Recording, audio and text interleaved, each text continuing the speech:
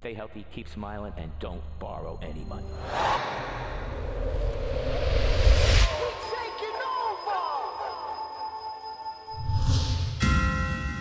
Collectors Coach Show is taking the stand that we're going to start bringing some of our locals up here who are trying to change things for us and get us in a better place.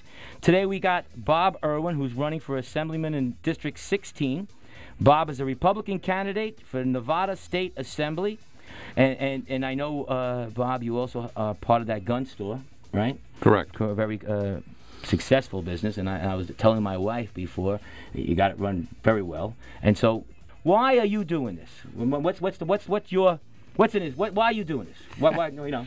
Well, I'm doing it because I got mad. A couple of years ago, they put in a tax, the business tax, that they charge me. The state charges me $100 per employee to hire people. So when I take somebody off unemployment and give them a job, the state fines me for $100.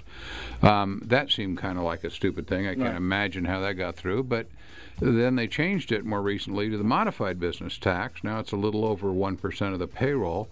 It made the tax about 2.5 times. So, but now it isn't just a head count; it's a payroll count. So, I get fined when I give somebody a raise, as well as hiring somebody new.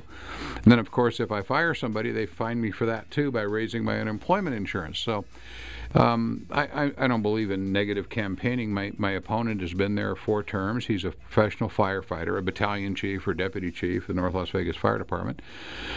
Seems like a nice enough guy, but he's never had a day of work in his life. He's never signed the front of a paycheck. He works for the government and then represents the people as their representative in the government in Carson City, which seems to be a ridiculous set of circumstances. Right now, half the businesses in the state are hanging on by their fingernails, and what the Assembly wants to do is tax them even more.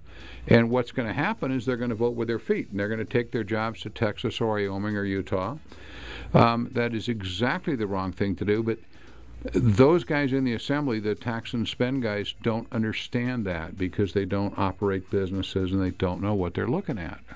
These guys have no idea. The firefighters or the fire departments just get money from the government. And he even recently put, I don't want to get into a negative thing on him, but he recently put that the most important thing to the state of Nevada right now is public safety, which I guess it means he wants to spend dollars to buy more fire trucks. I was about to exactly say that. It seems to me that the most important thing is jobs. Between this station, which is on Tropicana, and my shop, which is 2 miles up the road, there's got to be 50 vacant stores. Yeah.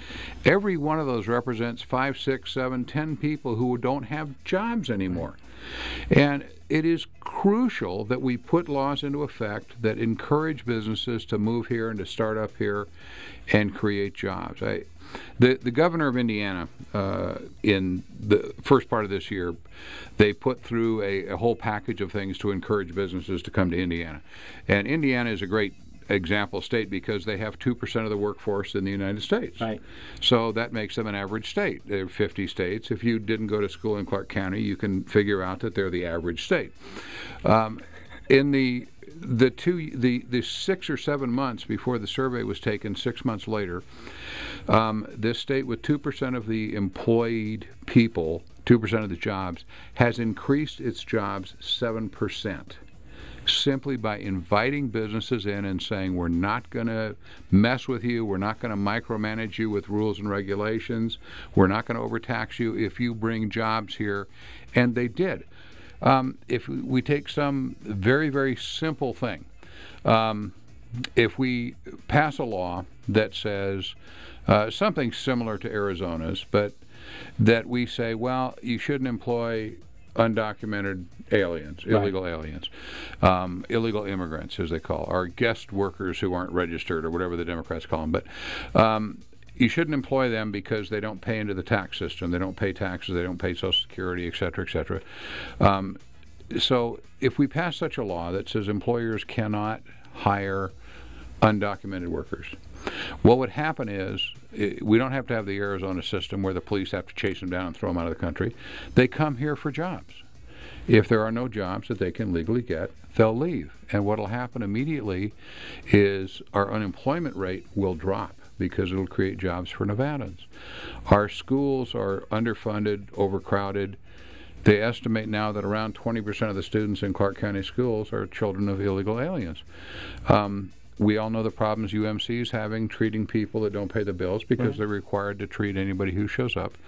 And that's nice, and it's a fine charity thing for us to do. But the state of Nevada is out of money. We're broke. And no one wants to hammer people that just come here looking for a better life. That is not the whole point of this. But the point is, they need to come here because they can't find work, but then they go on unemployment or food stamps or whatever program because they have to, and we have to provide their medical care. And it's not fair to the taxpayers of Nevada, and somebody's got to stand up and say this has got to stop. And I'm not anti-immigrant. It's odd. I have several Hispanic employees, and I was running this line of reasoning by one of them the other day, a kind of professional, white-collar kind of guy. And I said, you know, this is what I'm going to advocate. What do you think? And he looked at me like I had two heads, and he says, Bob, whose jobs do you think the illegals are taking? They're taking ours. When they run out of hours, they take yours. They take the jobs from the resident legal alien Hispanics first. Right. And see, we got the highest unemployment of anybody because we get clobbered with illegal immigrants, and then when they run out of their jobs, they take some of your white guys' jobs. It hurts them more than anybody else. And there is a pathway to come here and be a resident and get a job. And I remember when I was in California as a kid, we had the Bracero program where they could register at the border and come in and do jobs and leave and so forth. There are ways to do that.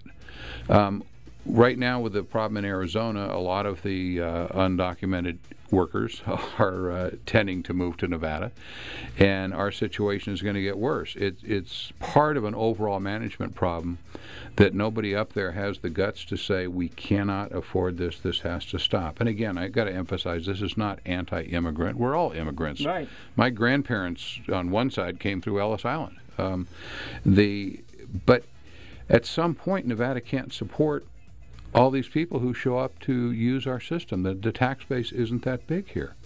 So we have to stop it. It sounds mean and mean-spirited, but it's not. It's to protect Nevada residents and Nevada citizens and create a better life for them, which is the first job that the Assembly has.